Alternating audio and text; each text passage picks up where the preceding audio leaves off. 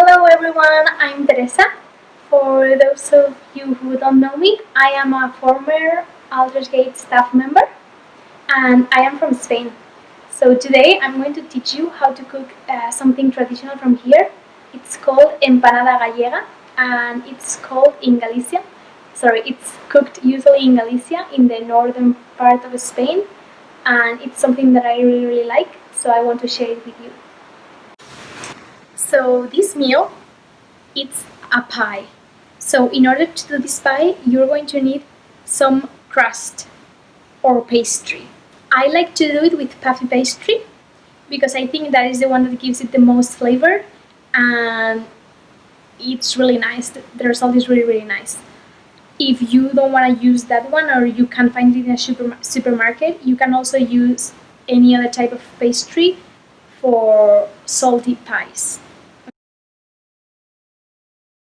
So we need 2 sheets of pastry, 2 medium-sized peppers, 1 red and 1 green, a small onion, or if you have a bigger one, take half of it. Tuna, I got 8 ounces.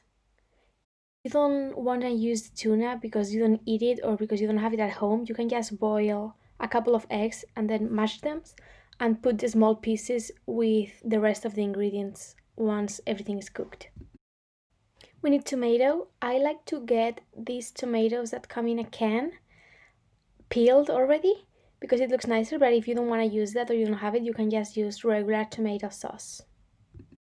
And last but not least, we need an egg in order to paint our pie and make it look nice. What do I mean with paint? I'll show you later. Alright, so I already chopped all the peppers and onion. As you can see, I did it really small because I think it's nicer that it's small since you can mix it better, and then when you take a bite of the pie, you taste everything at the same time. Here I have my frying pan where I'm going to cook all the vegetables. I put a little bit of olive oil in it. I like to use olive oil because it's typical from here from Spain, but you can use any other type of vegetable-based oil. So I put in a medium heat the peppers to cook first because they take longer. Okay, so as you can see, I added the onions.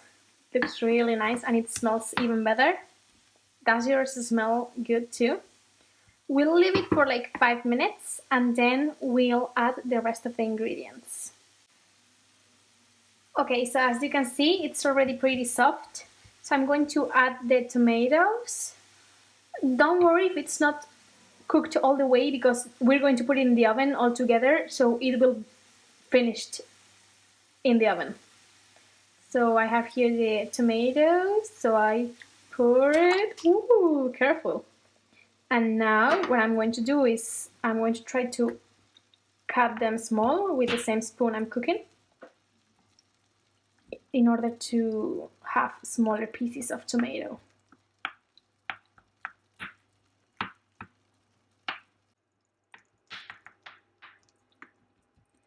We will need to add a little bit of sugar because this type of tomato it's really acid. If you're using regular tomato sauce, you don't need to add sugar. Only a spoon will be fine. Do you see that it's boiling? We need this because these types of tomatoes have a lot of water, so we need the water to evaporate in order to have like a more consistent mix. We can leave it for 4 minutes and then we can add the tuna. Alright, so I already added the tuna. I'm sorry I couldn't record it because I needed both of my hands to do it, but it looks really nice. If you don't use the tuna, then is when you can add the egg, and I'm just going to turn it off because it's already done. Looks nice, doesn't it? Okay, so you need to put the pastry directly on the oven pan, but I like to use this foil, this baking paper, so it doesn't stick to the pan, okay? So I just realized that I bought the wrong pastry. This is filo pastry. So as you can see, there are like 6 layers when usually this is like all compact. So we'll see what happens. So I'm trying to figure out how to use this new type of pastry that I bought, that the instructions are in French. So we'll see what happens. Découper les filo en carrés de la taille. No. So I put half of those layers to be the bottom, and what we need to do is we need to make sure that they don't raise up too much. So in order to do that, we're going to get a fork and then we're going to punch small holes on it, like this. Make sure that the holes are complete so that all the layers get like stuck together and they don't rise too much when we bake it. Okay, so we have here the pastry, the bottom part, and then we have the filling. So we just need to put it on top of the pastry, being really careful that it doesn't overflow and that we don't burn ourselves with the frying pan because it's hot.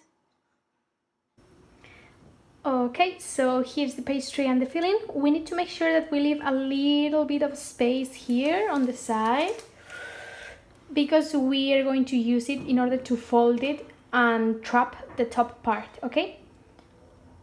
I'll show you in a minute. Okay, so I just put the other layers of pastry on top of everything. I said layers because, as I told you before, my pastry is a little bit different, but usually it's only one, so you would just put the other layer on top of it. So puffy pastry raises a lot, so in order to prevent it from raising too much, we are going to do the same as before. We're going to do some holes with a fork. See? All over the pastry. We also need to have a bigger hole in the middle so that the heat goes that way. So around here, you can do a hole, or you can, it should be bigger than this. Or you can use it to make maybe like a smiley face or some decoration if you want to. That's fine. We can also do some other holes here. We just don't want the pastry to rise too much. There you go. Okay, so now we have to seal it. So we're going to use the fork to go around the border like this, making sure we press real nice so it's stuck together. See? It's different with this pastry, but with yours it will be way easier. And then we're going to roll it like this with your fingers, okay? Okay, so as I told you before, we're going to cover all of it with some egg so that it looks nicer. So here we go. I'm a pro. And now mix it real nice. Stir, stir.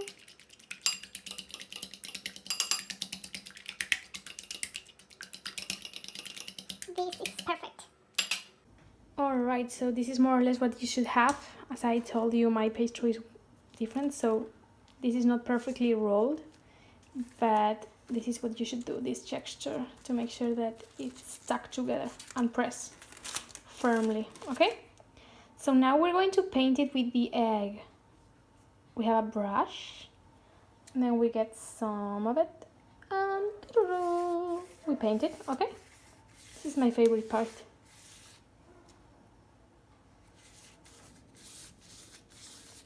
With all of it.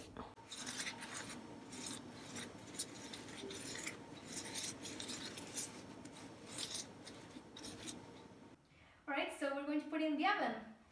I pre-warmed the oven at 375 degrees Fahrenheit. Here in Spain we use Celsius, so I had to do the math. And we're going to bake it for 25 or 30 minutes. Just have a look to make sure that it doesn't burn. And we're going to put it like in the middle of the oven. Not too high, not too low. Follow me.